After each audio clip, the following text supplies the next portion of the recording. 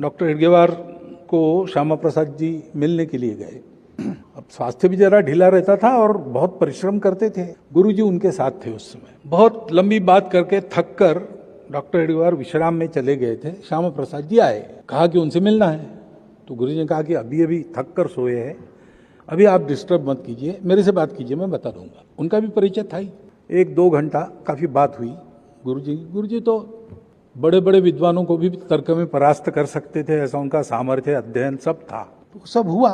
फिर श्यामा प्रसाद जी ने कहा कि हो गया सब, मेरे प्रश्न समाप्त हुए, लेकिन एक बार जरा देख लेता हूँ डॉक्टर साहब को। उतने में आवाज सुनकर डॉक्टर साहब ही बाहर आए। नमस्कार हुआ। अरे आप आए, कब से आए? जगह है नहीं आप सोए थे इसलिए। कैसे आए थे?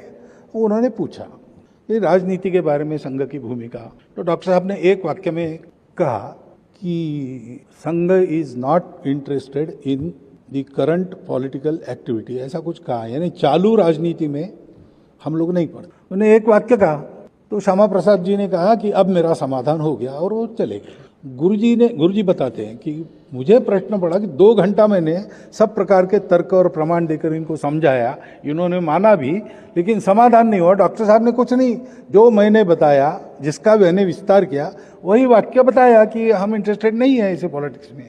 तो फिर गुरुजी कहते कि तब मेरे ध्यान में आया कि बात नहीं बोलती, बात के पीछे जो तप है, जिस तप का वर्णन आपने किया, वो तप बोलता है।